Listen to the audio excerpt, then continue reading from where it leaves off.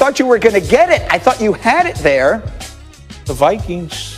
Oh, the same division as the Vikings. Right. I'm sorry. I thought you meant the same division as he's in now with the Buccaneers. He is 4-0 Now I'm against Tampa. devastated because I confused everybody. He is 5-0 against the Cowboys, 6-0 against the Vikings and the Falcons. It's well played. How did they get there? Let's show you. Yesterday, I got no chance with that question. No, that was an unfair question. But here comes Brady. Here we go. Oh, and his best friend's in attendance. Roger Goodell was there to watch the game. First quarter, Bucks 3rd and 3. And Dan, Brady just did not look good in the first quarter at all. Yeah, especially on third down. He gets a little spot route. Gronk kind of pops wide open there and just oversails that run early to start that game. Yeah, here comes another one. You're going to see Brady stepping up in the pocket. He's going to have a wide open Chris Godwin. Dan, what happens here? Yeah, this is great protection, and Brady's really getting to number 3 or number 4 in his progression. He starts to his right, it's not there.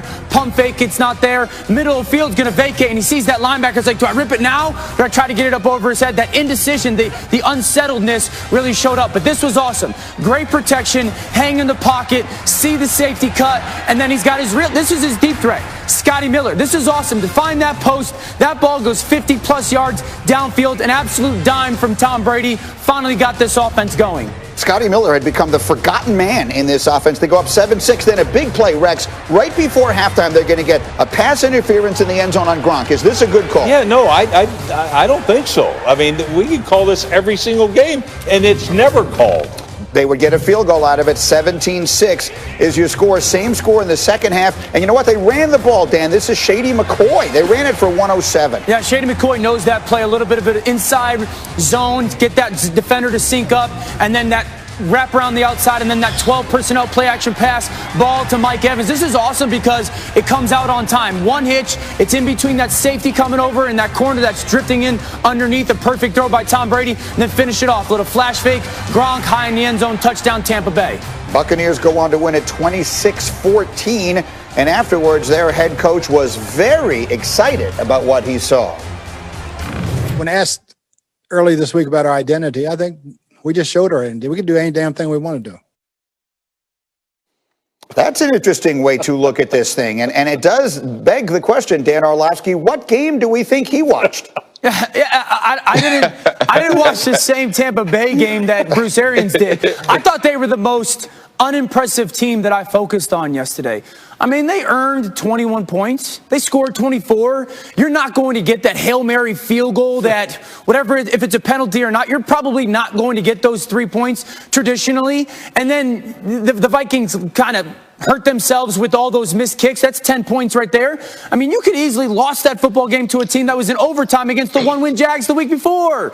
And you look the same as you did before the bye week. There wasn't a ton of, impactful pre-snap motion. There wasn't a ton of play action pass. There wasn't a ton of 12 personnel. There was a drive in the third quarter that looked cool. Other than that, you looked very similar. So I walk away going, what did you guys do in the bye week? What did you figure out in the bye week that you're like, we got to do more of that, or we got to do less of this? I thought the Buccaneers looked very similar to what they did for the great majority of this season offensively, and they were really unimpressive to me in their win. What'd you see, RC? No, I think that you guys hit it dead on. I don't know what game he was watching, but this is what I do know about BA from spending some time with him in Pittsburgh is he is very much like our friend Marcus Spears. He ain't scared of that yak.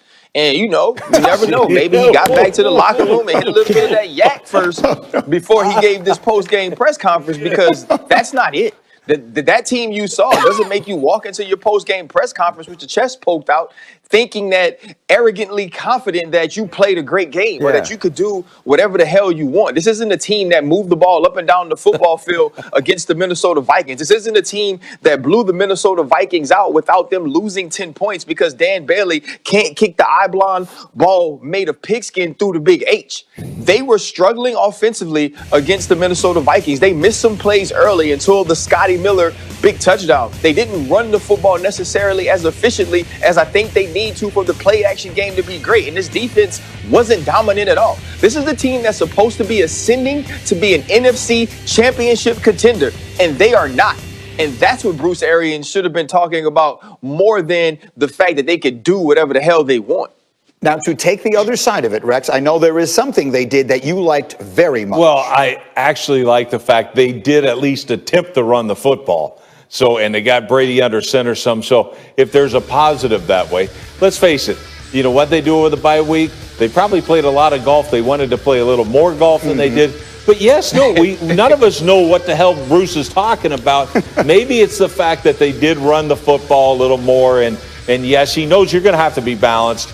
Especially, you know, going into this month and in the playoffs. So as you watch them, and again, we're going to get to some of the other teams. We've seen New Orleans, we've seen, and obviously New Orleans has beaten them twice this year, Green Bay and others. Is Tampa right now, that team you watched yesterday, are they a threat to make a deep playoff run? No, I don't see that. And let's face it, Nope. Dalvin Cook, you know, they ran the ball down their throat. And who outplayed who? If they had a kicker like, you know, Dan Bailey, look, bless his heart, he was a good kicker at once. But nobody cares who the hell you kicked for, you know, before. Right. You got to do a job right now, no. and he didn't do it. And all the momentum you lose when you don't kick field goals. Ugh. A quick final thought. Go ahead, Danny. I just think that there's nothing in this football team that makes me go, like, the expectations are Super Bowl. There's nothing in this football team that I go, that's a Super Bowl caliber performance or unit or identity. I don't see that at all with this football team. Very quickly, I'm being told in my ear that Doug Peterson has done a radio interview this morning. I'm just going to throw this in and says he has not made a decision yet on who his quarterback is going to be next week. We have very definitively made that decision for him. We chose Jalen. Doug, if you're watching, the choice has already been made. You may be the last one to know. Okay, all kidding aside, let's get on to our next games here because we go through Tampa and we get to the NFC East, where here's the best team in that division, right? The Giants have been hot, and they got their quarterback. And then what the heck happened? Dan, the turnover machine was back in operation. Yeah, this one's unfortunate for Daniel Jones because he's got his back foot in the ground. He's going to make that throw, pull the trigger, and that unblocked defender that he doesn't see hits him right at that point of contact. Fumble for the Giants. Yeah, that's Jones' 37th turnover since the start of last season, most in the league. And then Kyler Murray, it's Dan Arnold in the back of the end zone, 13-0. Yeah, Sam's brother. This is a great job by Kyler drifting versus that pressure, getting the ball out of his hands. But Greeny, this is the story of the game. These twists and these stunts by the Arizona defensive line that haunted that Giants offensive line. They could not protect their quarterback, and this is an enormous loss for the Giants. Hassan Reddick, 5 sacks. Cardinals a big win. Meanwhile, the Giants would then go home and watch this, Washington and San Francisco playing in Arizona. Here's a sight you never want to see, and that is Alex Smith injured on a play. He would go down awkwardly on the leg and would not return. The good news, it does not appear to be in any way devastating or related to the injury that he had before. So we'll leave that there. In the meantime, Washington's defense, Dan, was spectacular. Yeah, this front seven, really, Greeny, is unbelievable. You see that sack fumble, and then Chase Young, I mean, he looks like Julius Peppers right now to me. Just that athleticism, that size, the power to pick up that fumble, scoop and score for the Washington football team. That was his first career TV. Then what does Nick Mullins do wrong here? Don't do it. Don't do it. Once your feet tell you you're late, don't do it. Don't do that late throw to that sideline. Those are cookies for the defense. Ryan Clark knows too well when that quarterback makes that decision and you're hanging out there with the flip in the end zone, this defense is turning people over and scoring. Washington, 2 defensive touchdowns in a game for the first time in 23 years. Then it's Dwayne Haskins playing. Candidly, there's no other way to describe it. He looked very bad yesterday. This probably should have been an interception. It's ultimately overturned. Washington holds on to win. They win on the road without an offensive touchdown for the first time since 1992. But on the basis of that win and the Giants' loss, the Washington football team is alone in first place in the NFC East. No team is favored to win the rest of their games. Washington is the only one to be favored in 2 of the 3. Our analytics right now give Washington a 68% chance to win the division. And Rex Ryan, I'll turn to you because defense is your life. And if I were to say the reason I like Washington in the division is because if you line up the 4 teams, the best player in the division is Chase Young. Absolutely. Absolutely. And the impact this young man has had on that football team, the Washington football team, is incredible. The best unit on the field in the division is their defensive line, and they are so impactful in how they're playing.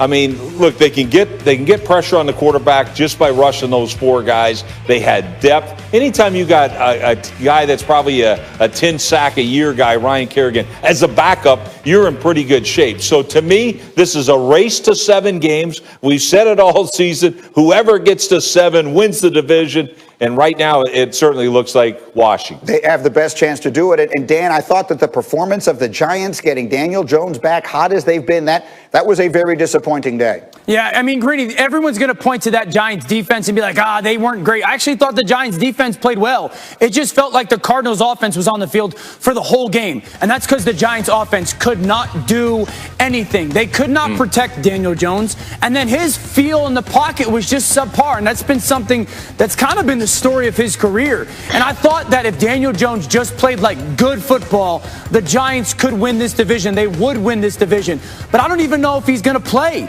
I mean, he looked unexplosive yesterday. He looked like that hamstring still bothered him. I have no idea who to take in this division. I don't want to take anybody in this division. Like, that's where I am. Like, there's some things that I don't like, Greeny. Like, I don't like seafood. I don't like soup.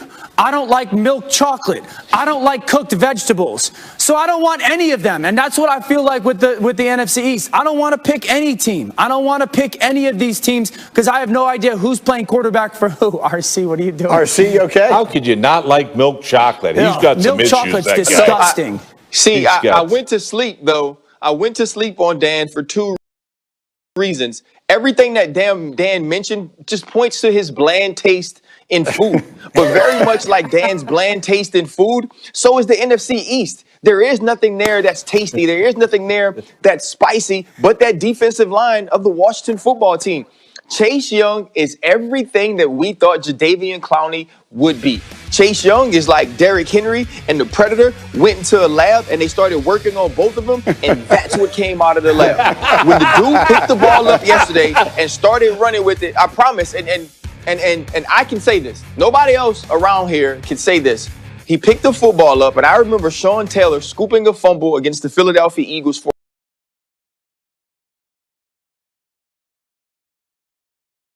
a touchdown. I remember how little the football looked in his hand. I remember how fast he ran down the sideline, and he was in the all-white for the Washington. It was somebody else in the Washington football team, and it looked exactly like that. I got that feeling. That I was watching something that we hadn't really seen, and it was amazing to see. And if this defensive line continues to play the way that they have, if they can find ways to continue to create offense with some people being banged up, this team does win it.